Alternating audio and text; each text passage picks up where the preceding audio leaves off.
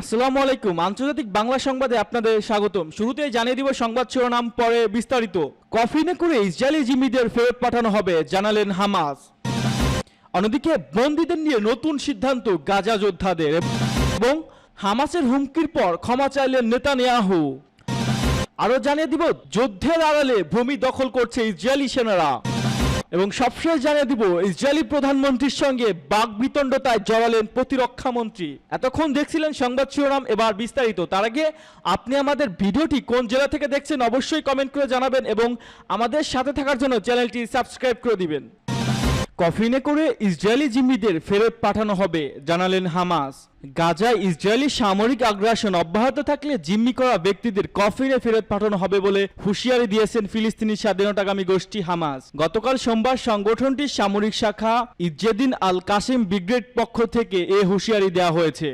বিবৃতিতে আল কাসাম ব্রিগেডের মুখপাত্র আবু উবাইদা বলেন, একটি চুক্তির পরিবর্তে সামরিক চাপের মধ্যে বন্দীদের মুক্তি করতে চাইছে ইসরায়েলি প্রধানমন্ত্রী বেনিয়ামিন নেতানিয়াহু। এর অর্থ হলো জিম্মিরা কফিনে করে তাদের পরিবারের কাছে ফিরে যাবে। বন্দীদের নিরাপত্তার জন্য হামাসের সদস্যদের নতুন নির্দেশনা দেওয়া হয়েছে বলে বিবৃতিতে জানান উবাইদা। বার্তা সংস্থা এএপির একটি প্রতিবেদনে বলা হয়, গাজা একটি সুড়ঙ্গ থেকে 6 জিম্মির লাশ উদ্ধারের পর থেকে ভয়াবহ তোকের মুখে পড়েছে ইসরায়েলের প্রধানমন্ত্রী নেতানিয়াহু। নিজ দেশের মানুষের কাছেই শুনছেন কটাক্ষ। গত বছরের 7 অক্টোবর ইসরায়েলি থেকে 250 জনকে জিম্মি করে হামাস। এখন পর্যন্ত 117 জন বন্দীকে ফেরত দিয়েছে ফিলিস্তিনি স্বাধীনতাকামী গোষ্ঠী হামাস।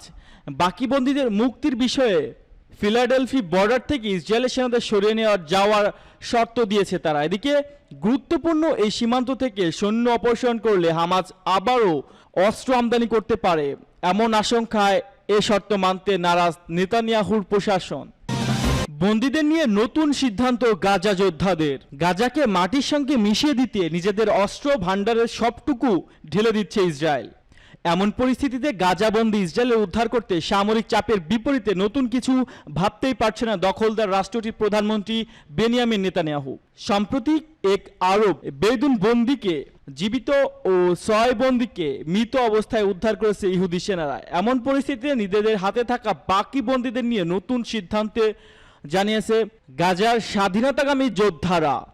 বার্তা সংস্থা রয়টার্সের এক প্রতিবেদনে বলা হয়, গেল জুন মাস থেকে ইসরায়েলি বন্দীদের পাহারা দেওয়া যোদ্ধাদের প্রতি নতুন নির্দেশনা দেওয়া হয়েছে। মূলত জুনে গাজা নুসাইরাত অঞ্চলে ইসরায়েলি সেনাবাহিনী একটি বিশেষ অভিযান চালিয়ে 4 বন্দীকে উদ্ধার করে। তারপর থেকেই বন্দীদের নিয়ে নতুন নির্দেশনা জারি করে স্বাধীনতাকামী সংগঠন যোদ্ধারা। বন্দীদের পাহারা দেওয়া নিয়ে নতুন নির্দেশনা ঘোষণা দেওয়া কয়েকদিন ধরে গাজায় একটি সুড়ঙ্গ থেকে 6 ইসরায়েলি বন্দীর মরদেহ উদ্ধার করে ইসরায়েলি বাহিনী। বলা হয়, এসব বন্দীরা যোদ্ধাদের সেরা গুলিতে মৃত্যুবরণ করেছেন। যদিও এমন দাবি অস্বীকার করেছেন যোদ্ধারা। গাজার প্রধান প্রতিরোধ যোদ্ধা দলের মুখপাত্র আবু উবাইদা জানান, বন্দীদের মৃত্যুর জন্য ইসরায়েল দায়ী থাকবে, তবে বন্দীদের পাহারা দেওয়া নিয়ে ঠিকই নতুন নিয়ম জারি হয়েছে তার কোনো নির্দিষ্ট বিবরণ দেননি তিনি জানান, নেতানিয়াহু একটি চুক্তি করার পরিবর্তে সামরিক চাপের মধ্যে বন্দীদের মুক্ত করার চেষ্টা করছে। সামরিক চাপ দিয়ে বন্দী মুক্তিদের জন্য জোরাজুরি অর্থ হলো তাদের কাফন হামাসের হুমকির পর ক্ষমা চাইলেন নেতানিয়াহু।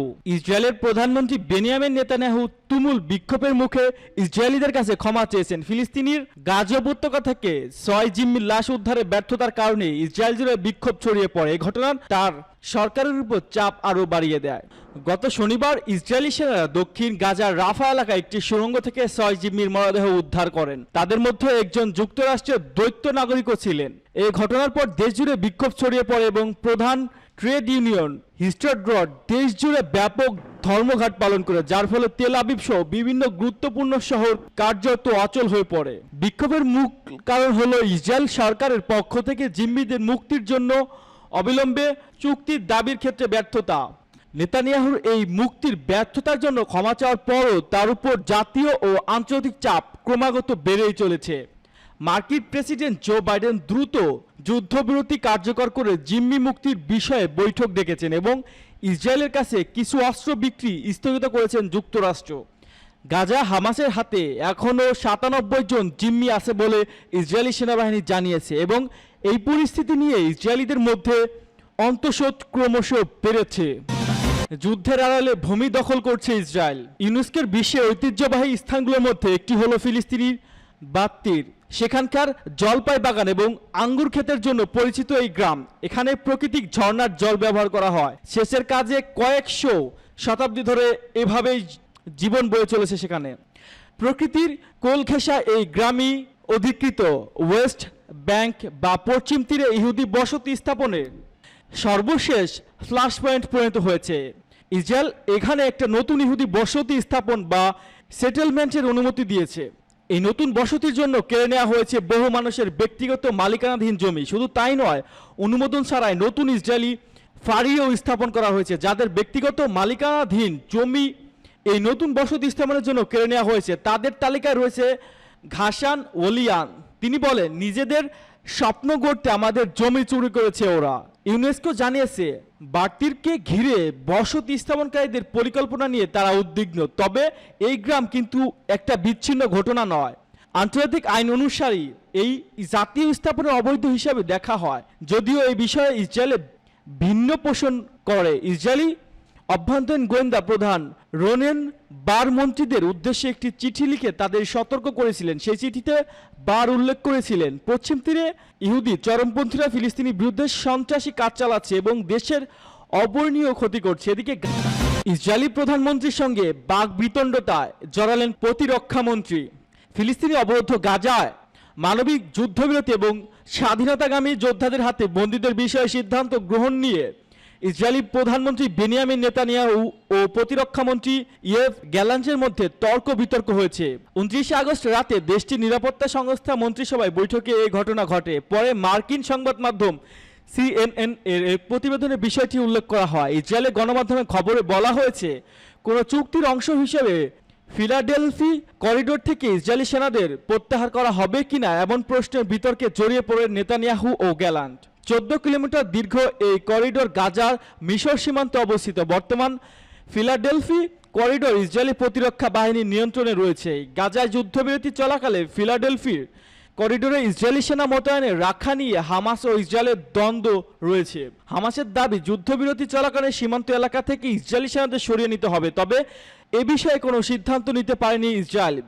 বিভিন্ন সূত্রে জানা গেছে, বৃহস্পতিবার বৈঠকে নেতানিয়াহু একটি ম্যাপ দেখিয়ে বলেন, মন্ত্রিসভায় অনুমোদন সাক্ষেপ নিয়ে তিনি ফিলাডেলফি করিডোরে ইসরায়েলি সেনা মোতায়েন করে রাখতে চান। তখন গ্যালান্ট বলেন, এতে হামাস একমত হবে না, ফলে তারা কোনো যুদ্ধবিরতি চুক্তিতে যাবে না। এর জেরে জিম্মির ব্যক্তিদেরও ইসরায়েলে ফিরে আনা সম্ভব হবে না। বিষয়টি নিয়ে নেতানিয়াহু ও গ্যালান্টের মধ্যে বেশ কিছু সময় উদ্দীপ্ত বাক্য বিনিময় চলে। এক পর্যায়ে গ্যালান্ট বলেন, প্রধানমন্ত্রী যেহেতু সব সিদ্ধান্ত নিচ্ছে, তিনি সব জিম্মিদের হত্যার বিষয়ে সিদ্ধান্ত নিতে পারে। 30টি মানুষের জীবন ঝুঁকির মধ্যে রয়েছে। পরে নেতানিয়াহুর উপস্থাপন করা ম্যাপের অনুমোদনের জন্য ভোটাভুটি আয়োজন করা হয়। নেতানিয়াহুর পক্ষে ভোট পড়ে 8টি, বিপক্ষে দেন শুধু গ্যালান্ট। আর ভোটদানের বিরতি ছিলেন ডানপন্থী জাতীয় নিরাপত্তা মন্ত্রী ইতামার বেন গভির।